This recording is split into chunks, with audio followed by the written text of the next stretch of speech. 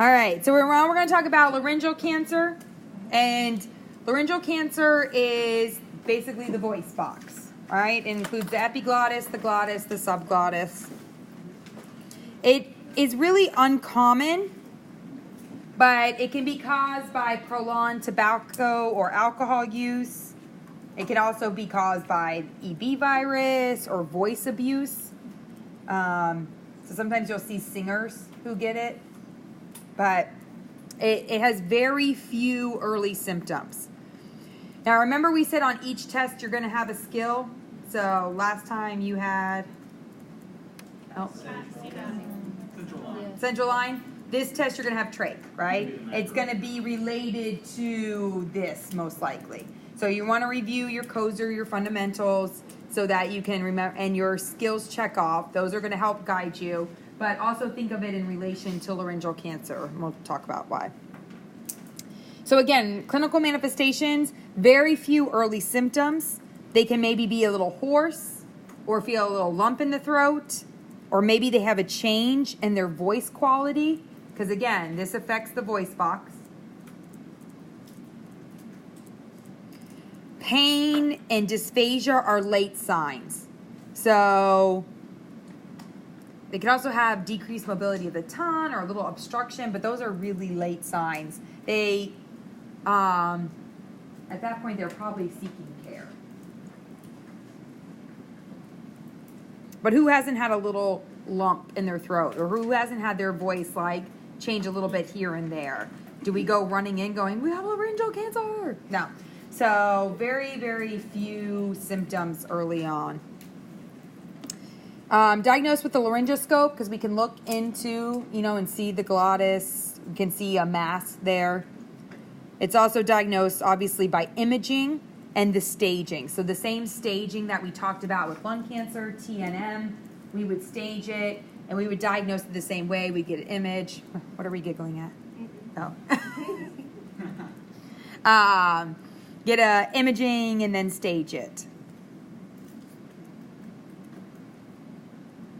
Treatment, again, they're going to get radiation and chemotherapy.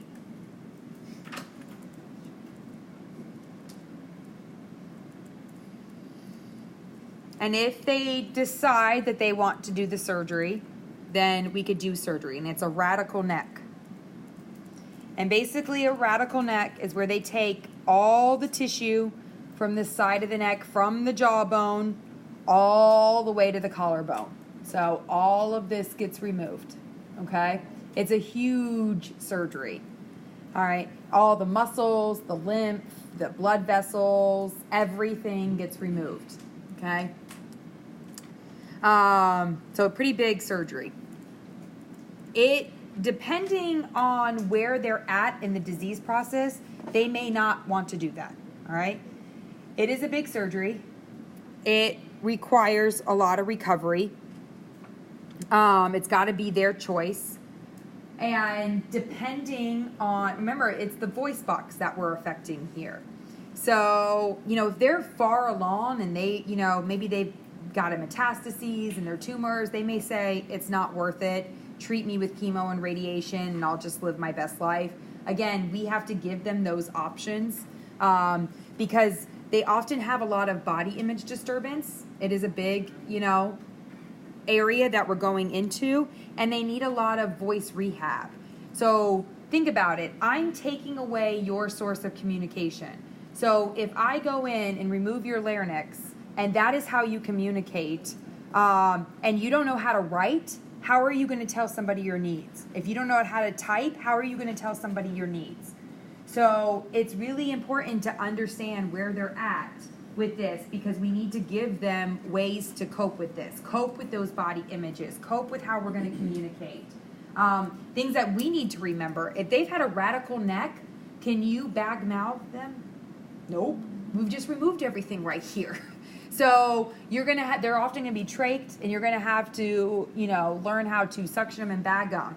So you have to kind of think of these things. When we suction them, when we talk about suctioning a tracheostomy tube, we want to make sure that we are only suctioning intermittently as we remove the tube.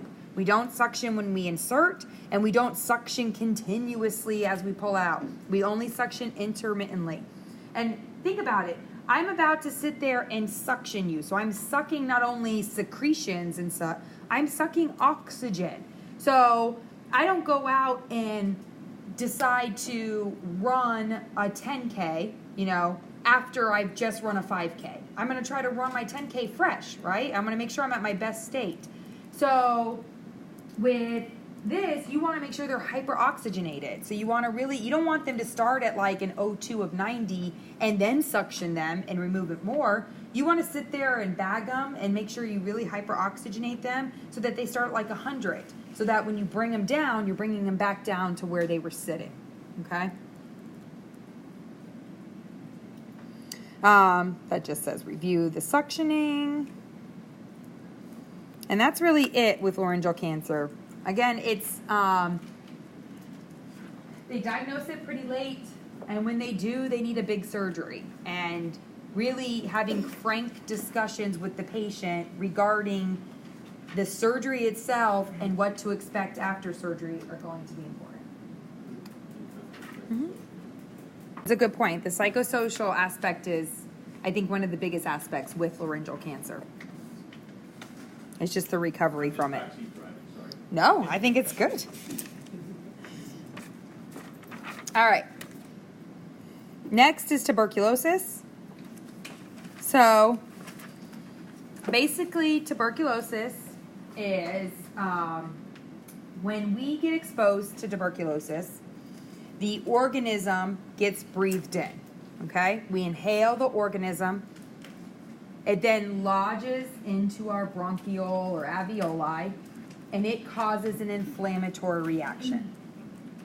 That is the primary infection, and that's when antibodies develop, okay? So if you have ever been exposed to TB and inhaled the organism, you will then always test positive on your PPD, because what that PPD is testing is for antibodies. And so as soon as you inhale the organism and it gets lodged in your bronchioles or your alveoli, you have a primary infection and you will now test positive, okay? Now, you will form a granuloma. So it will kind of wall off the infection. And for most of us, we will wall off that infection, and about 70% of us will completely kill off the TB. Now, we will always remain positive on our PPD because we developed antibodies to that primary infection. But because we have a good immune system and we walled it off, we killed it off, we don't have active TB, okay? So we'll have a positive PPD, but if we get a chest x-ray, it will show no mass or anything in there, right? Now there are some people that will wall off the infection, but they don't kill it off. So that TB remains latent, all right? If I was to get a chest x-ray on this person, I would see, the TB infection, I would see the mass.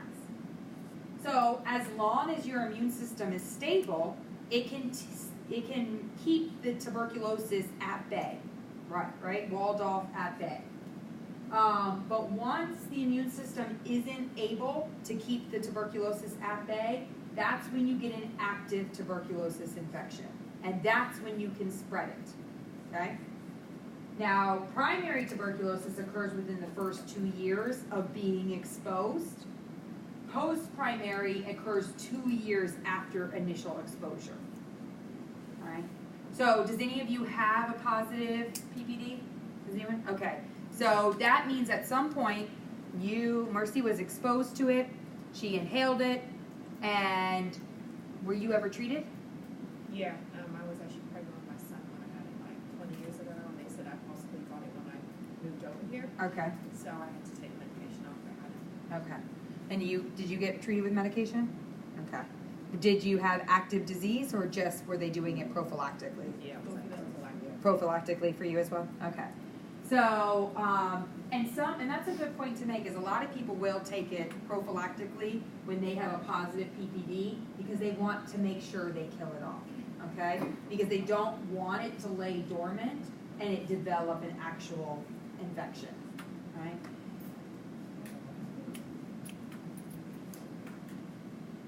The clinical manifestations, I think everybody knows what the clinical manifestations are because you fill out that stupid sheet every year, right? I have not had night sweats. I have not had a cough and bloody sputum. I have not lost weight unexplainably. I wish I could. Yeah. So everybody kind of knows the symptoms, right? Tuberculosis, it's pretty, whatever. And we do see it a lot in communities that either they have live in close quarters or poor communities because it is spread through droplet. And everybody in this room knows that as a nursing student, you are never to go into a tuberculosis room, right? Yes. So if you accidentally get assigned a patient, you just remind your instructor, I'm not supposed to go in that room. Or your nurse will be like, just come with me, it's okay. Don't do it, okay? You do have to get a special, it's the N95 mask. And for those of you who work in healthcare, you've been fitted for it. Your facility will make you be fitted for it every year. And your size does change. I know when I was pregnant, I went up and down sizes because I really liked Big Macs when I was pregnant. So, so I had to go up a size. But they'll test you every year. They will put the size mask that they think you are on. And then there's another god-awful machine that makes noise. And it gives like a sweet taste. And you have to wear the mask, and it takes maybe 10-15 minutes to do the test. And you have to shake your head yes, and, up and down, and no. And they make you talk, and they make you bear down like you're lifting a patient. They make you enact all these things and see if you can get exposed to the thing. And if you pass, it is a bad taste. I don't like it's a bad aftertaste. So, am I describing it pretty good though? Okay. So, so if you pass, then it means that that's your size mask. And you actually have to they'll have the different size mask outside a TV room, and you're to use the right size mask to protect yourself. If you fail the test, then you keep repeating it until you find the mask that fits you. So as a nursing student, since you're not going through that testing, we don't want you going in those rooms because a normal mask does not protect you. The organism can get through the normal mask. So, and we want to protect you guys. So, but obviously when they're in close quarters and people are living on top of each other, as people are coughing, it's very easily spread and picked up. Plus, we're going to talk about it. People have very poor compliance when it comes to treatment. So even when we find out they do have it and we treat them, they don't, comply with that treatment. So we typically do a 3 to 4 drug regimen for the first 2 months. So you get diagnosed with TB, and we start INH, rifampin. I always say this wrong. Whatever. So we start those drug regimens. These are not nice drugs. They are very hepatotoxic. So oftentimes people who test positive on their PPD, if their chest x-ray is negative, they will decline prophylactic treatment because their drugs are extremely hepatotoxic. And when they're on these medications, they have to get blood work done every month, okay? I can barely get my drug screen once a year, let alone go get blood work done every month. And this is one of the reasons people aren't compliant because they don't want to go get blood work done every month. In addition, you have to educate them about some of the side effects. Like if you don't tell me that the medicine is going to make my pee turn bright orange, I'm going to freak out when I go pee and it's bright orange, right? So you really have to tell them about these side effects. And also, it really decreases the efficacy of birth control. So you have a 20-something-year-old girl who's on birth control who thinks she's getting protected, starts her TB meds, and oops, gets pregnant. All right, and then she's taking these really nasty drugs that could harm her baby. So you have to just really be careful with all of that. After the 2 month of the 4 drug regimen, they have to stay on at least one of the drugs. It's usually rifampin or the INH. and they're on that for another 6 to 9 months. So you are treated for tuberculosis for almost an entire year. And that is a nasty drug that makes your pee orange, that keeps you, your birth control from not working, that makes you go in for lab work every month. How many people would love to do that? Not many. So, so it is hard to get them to, comply with it. And because of that, they often build up resistance to it and they spread it very easily. So we try to keep them in isolation. We try to prevent them. And think about it, like, you can't just, like, I encourage you to go get medicine. Well, you can encourage me not to eat a Big Mac, but when I was pregnant, I really wanted that Big Mac, and you encouraging me not to eat it doesn't help. So they often need frequent follow-up. They need, like, a support person that's going to ensure they're going to take their medicine. There's a lot to it. All right. Any questions about tuberculosis? I told you these other ones we just zip right through. All right, bacterial pneumonia. Again, it's another inflammatory response. It can be caused by aspiration.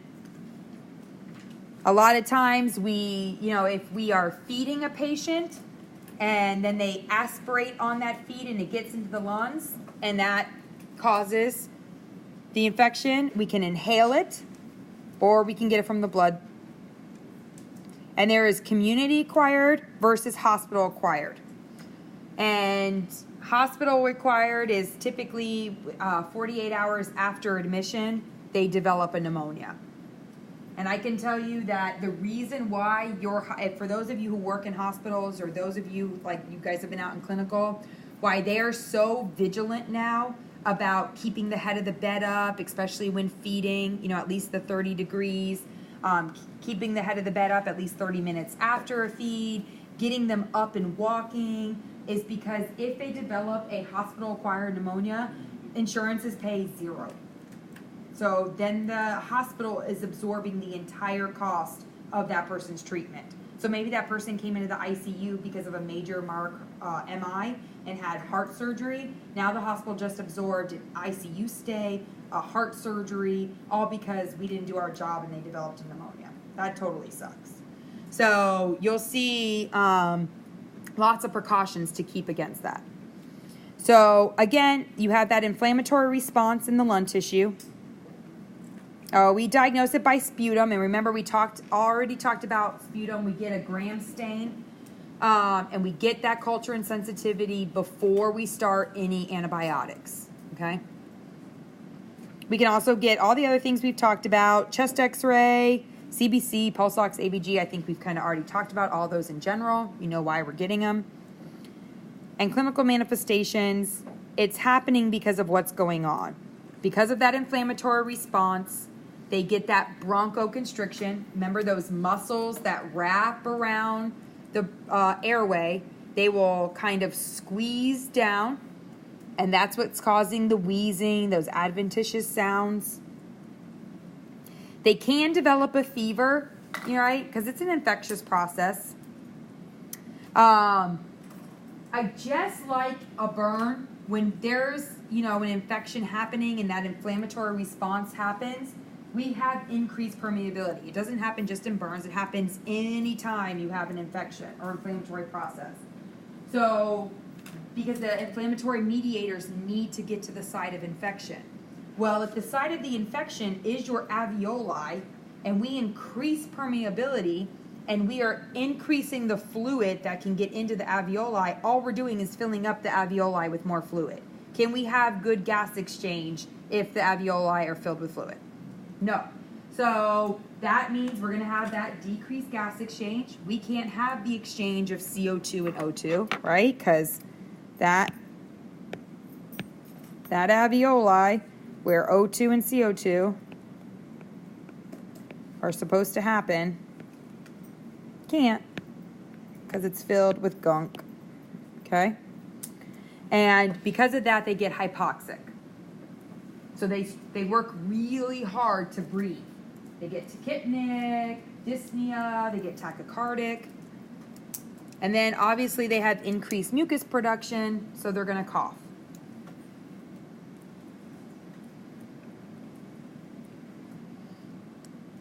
You'll hear a lot of crackles with this because what you're hearing is air trying to move through this fluid, okay? So you've got air trying to move through this fluid so that the gas exchange can happen.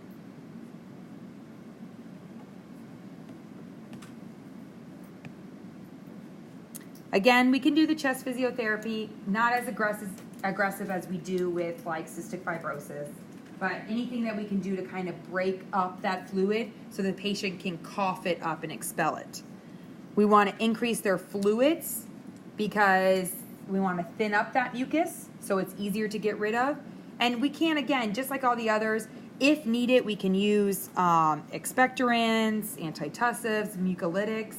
But again, the focus for the antitussives is really if they're just having trouble sleeping at night or they're not, they're really painful from coughing. A lot of times the muscles can get irritated. Then we'll use antitussives. But otherwise, the coughing is good. It's getting things up.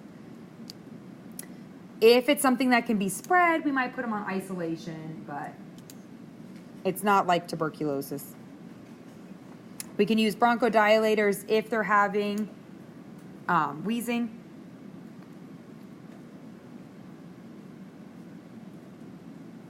And rest periods. A lot of people,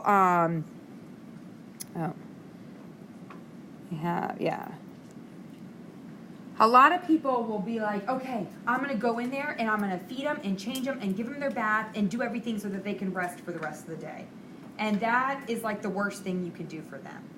When somebody is having dyspnea and difficulty breathing, you have to do things in short little bursts, okay? If I said, okay, let's just go walk up the stairs really quick. Okay, now walk around 3 or 4 times, and then I want you to go back down the stairs, and I want you to run to your car, and then I want you to get all your nursing books that you have, and I want you to run back here, and then run back up those stairs and come sit down. You're going to be like, forget it, lady. But if I say, okay, walk up the stairs, now sit here and rest 2 minutes. Okay, now walk around the building. You can see where, okay, now sit and rest a couple of minutes. Okay, now walk to your car and go sit in your car for 5 minutes with the air running. Okay, now get your books, and I'm going to go ahead and give you a cart to push them on. You can see where that would be a whole lot easier to get done because you have those rest periods in between. So it's important for us when we're providing care is to not go in there and bombard the patient. Again, it's all about that supply and demand. If my normal supply is here, if my demand increases, I can probably get there, But if my supply is here because I'm sick and my demand increases, I'm not going to be able to meet that. So I need to be really cognitive of that and do small bouts of care. I need to do, I'm going to come in and we're going to do your meds, and then I'm going to come back in 30 minutes and we'll change your bed. And then 30 minutes later, we'll go ahead and feed you. Those type of things. If, obviously, we're going to put them on antibiotics because it's a bacterial pneumonia, and once we get the culture obtained, we'll start them on a broad spectrum antibiotic and then narrow it down when we get the culture results back. We want to make sure the head of the bed stays up to prevent any aspiration pneumonia because we don't want it to be our fault because we don't want to pay for it. We might need to give some oxygen, really use the incentive spirometer. That's why we use that incentive spirometer so quickly. Anytime they're laying in bed, we use that incentive spirometer because we want them to open up those alveoli.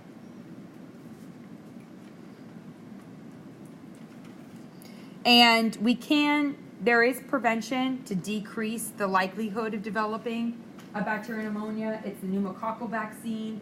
It is highly recommended for anyone 65 and older.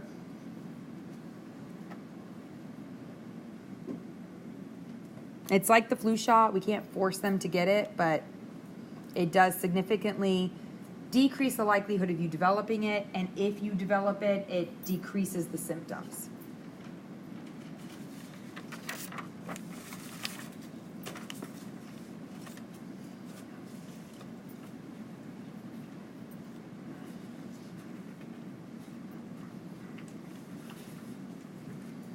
All right.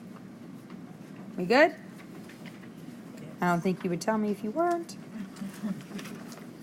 All right. We're going to talk about chronic bronchitis. Chronic bronchitis and emphysema, which together fall under COPD. Okay? So COPD, it encompasses both of these items. Chronic bronchitis and COPD. And you can see that there are two different things that are going on.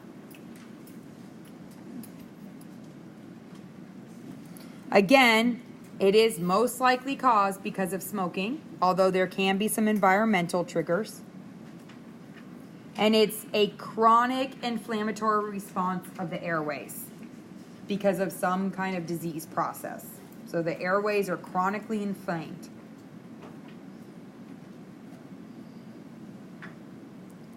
So here's our little emphysema man. Isn't he cute? No? No one? All right. So typical, we're going to go through all these, but barrel chest, underweight, pursed lip breathing.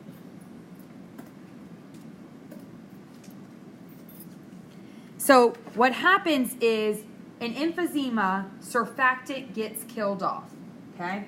So you have your alveoli, and alveoli are at the bottom. They're the little sacs, right?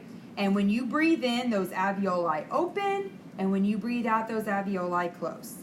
Surfactant is what helps keep that nice stretch, all right? I always think of it as, when you get a new package of balloons, and they're super stretchy, and you blow them up, and and they blow up so beautifully and big and round. You're like, oh my God, best balloon ever, right? And then, then you keep that package of balloons in your garage, and your kid's next birthday, you go and pull them out, and they're all from sitting in your hot, nasty garage all year. They're all shriveled up, and you try to blow them up, and you're pulling it apart because it's all sticky and gross. That's kind of emphysema, is the sticky, gross, shriveled up balloon. Surfactant is what keeps the balloon or the alveoli nice and open and stretchy, okay? When you lose surfactant, you lose that stretch, and that's why you get kind of all shriveled up, all right? Now, when your alveoli you guys have all heard of PEEP, right? Peak and expiratory pressure. So that is the pressure that's naturally applied to alveoli. Alveoli never fully close, because if an alveoli fully closed, it would collapse, okay? So PEEP, normal PEEP is about 5, and it's the pressure needed to keep that alveoli just slightly open. So you don't open alveoli and close. You open and close. Always a little open and close, okay? So as we kill out that surfactant, and now I have these sticky, inflexible alveoli that don't open, I then lose the amount of space I have to exchange gas. Because think about it, if this is normally, if my alveoli are normally nice and big and round, look at all that space I have right here. I have all of this space to exchange gas, right? With emphysema, I've got this shriveled up little, that looks horrible. Do I have as much space to exchange gas here? No. So I have impaired gas exchange because I just don't have that surfactant to keep those alveoli open nice. And because of that, because I'm working so hard to breathe and I have this impaired gas exchange, I have a really low body mass index, all right? Because it's taking a lot of my energy to try to keep those alveoli open and to make that happen. So I have permanently popped open alveoli, and I see that pursed lip breathing. So that's why they're sitting there going, because they're trying to make that PEEP even higher. Because natural PEEP, me just breathing, is going to be 5. But the longer I breathe out, the longer this opens. And the more I keep this open, the more surface area I have to exchange gas, right? So the longer I keep it open, because once it collapsed, do I have as much surface area? No. So I want to purse-slit breathe and keep it open as long as I can because I'm already struggling. So that's obviously my O2 is going to be low, and I'm going to tire really easy and be hypoxic. And we know that one of the first things we see is a lot of confusion when we have impaired gas exchange. When we have low O2, when we're not getting oxygen to the brain, we're going to see a lot of confusion. So we do treat with oxygen, but we have to be careful. And again, this is another way NCLEX wants to know you really know what's going on. Because we can't just, this is a person that we're never going to get to 100%, or even maybe even 90% would probably be aggressive, right? Because they live in a chronic hypoxic state. They have learned to live with the fact that they can't have that gas exchange. And if I try to give them too much oxygen, that's great. I could give them all this oxygen. Can I still have the gas exchange? No, I still don't have the alveoli that will allow that gas exchange. So if the oxygen can't get into the bloodstream where it's going to go, that's where I develop that oxygen toxicity, all right?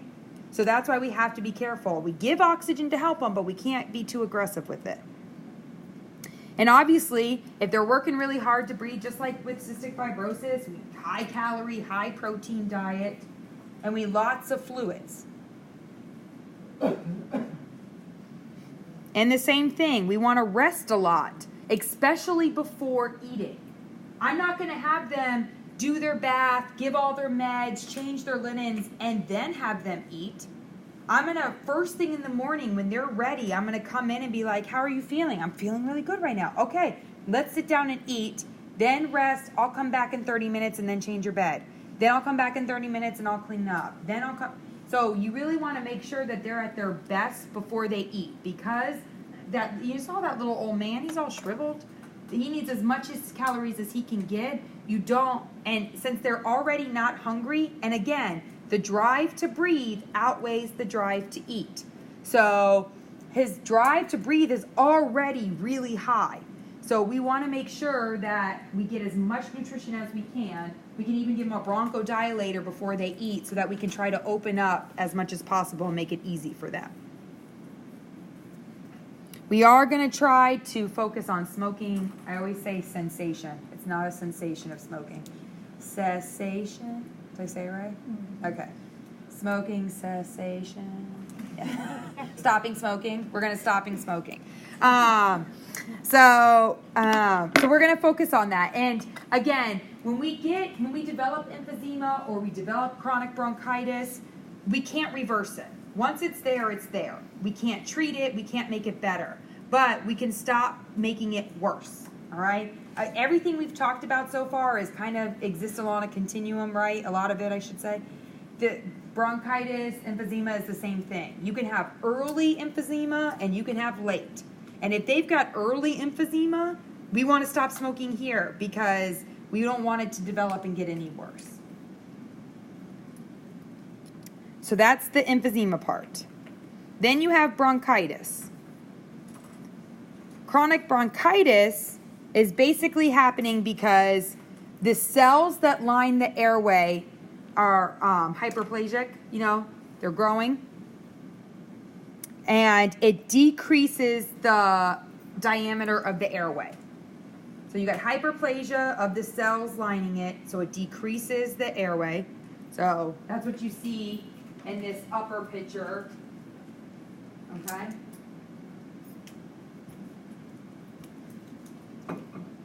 And that, because of the smaller airway diameter, that's what's causing the dyspnea for them.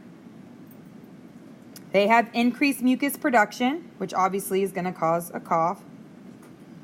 It's more in the morning time, more in the winter. It's chronic. They cough all the time. They have this chronic productive cough. And it's exasperated anytime they get sick. Like if they get a cold, it's going to be severely exasperated. And they are really ruddy, meaning they have a really red appearance. And that's because when they have I can't say it right now. Polycythemia. Thank you. Polycythemia. And what's happening is that their body is saying, oh, we're hypoxic. So we know red blood cells carry oxygen. So we just must need more red blood cells to carry more oxygen. And that will fix the problem. But the problem is that there's not enough red blood cells. It's this, the red blood cells can't get the oxygen because of the diameter of the airway, because they can't have that gas exchange. So the body keeps producing red blood cells thinking, I'll produce more, so there's more for more oxygen. But it's not that. So then they get, an increased number of red blood cells, and they get that ruddy red appearance. They tend to be normal weight. They don't work as hard to breathe. They do have some dyspnea from the, smaller diameter of the airway. They do have that chronic productive cough, but they tend to be a normal weight, even, a little on the heavier side. They tend to be acidotic as well. Their CO2 levels are higher because they are not able to blow it off. We can do bronchodilators, especially anytime we have increased work of breathing. We want to make sure we, for exertion, they may need to use their bronchodilator just to walk to the mailbox and back. So anytime that there's going to be an increase in exertion for them, increased work of breathing. We can do mucolytics for the cough. Again, that's going to just help break up some of that mucus so that they can cough it up and be more productive.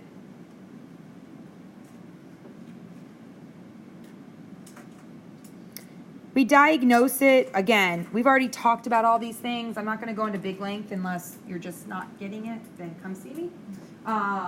But, their history and physical, I was a pack-a-day smoker forever, and I have a cough. I cough every day. It's worse in the morning. They're going to kind of spell it out for you guys. And then we use the other things like the echo and the EKG to make sure there's no signs or symptoms of heart failure, ABGs. And why would we have heart failure? Bueller. Right? So think about it. When the heart is beating, right? And we're going to talk about it more. The right side of the heart is pumping blood to the lungs, right? To pick up oxygen. And it's now meeting resistance because the lung has a lot of mucus and smaller diameters. So it's pushing back on that right side, and it's causing it to fail, okay?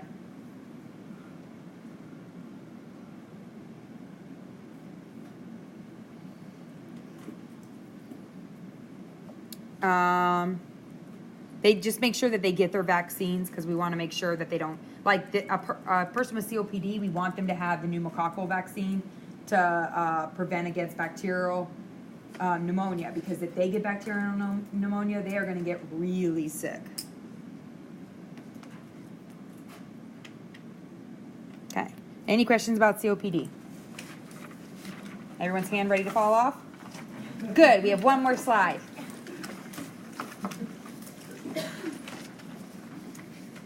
You either learn to love them or hate them. I'm sorry. My diagrams. All right. Last but not least, this is going to be super quick. This is all I have to say about acute bronchitis. Basically, many of you have probably been diagnosed with bronchitis. It is caused by a virus. You get a cold. Maybe you have a little headache, a little fever, a little malaise. But basically, you get this cough that just doesn't go away because your bronchioles are inflamed. So there's not a lot you can do. You're treating it symptomatically. It's caused by a virus. It's a cold, and then your bronchioles just get inflamed, and they're just kind of irritated and annoyed. So you cough a lot, and you cough, and you cough, and people just get super annoyed by the cough because either they're coughing all day and it lasts like 3 weeks, 4 weeks. So it's just that cough that just won't go away. Bronchitis is just kind of that term that you get diagnosed with if you have a cough that lasts too long, We can do things, obviously, fluids and rest and bronchodilators. And again, there are many cough suppressants, but we only use them if it's really bothersome to the patient. So if it's keeping them up at night, if it's giving them a headache, if they, are getting costochondritis, like an inflammation of the muscles because they're coughing. I have seen, and I didn't mean to blow off bronchitis, because I have seen patients who have coughed so hard they've broken a rib. So it can get really bad, but it tends to be just the cough that doesn't go away after you're sick. No, a lot of times the cough suppressants is a narcotic, because it just kind of, the thing that we always teach patients about respiratory suppression, that's exactly why we use a narcotic, is because we're trying to cause respiratory suppression for them. So all the things that we educate them to protect them, now we're just giving them the medicine to do it on purpose. And then you also have like dextromorphin, which is like a steroid, Tesla. Oh, not Tesla. Yeah, my son is obsessed with like a Tesla.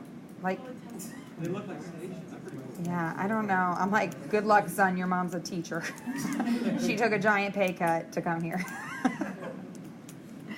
So I'm like, we're gonna ride out that Buick for a long time. Yeah. So that's pretty much it, bronchitis. And that's all I got to say about that.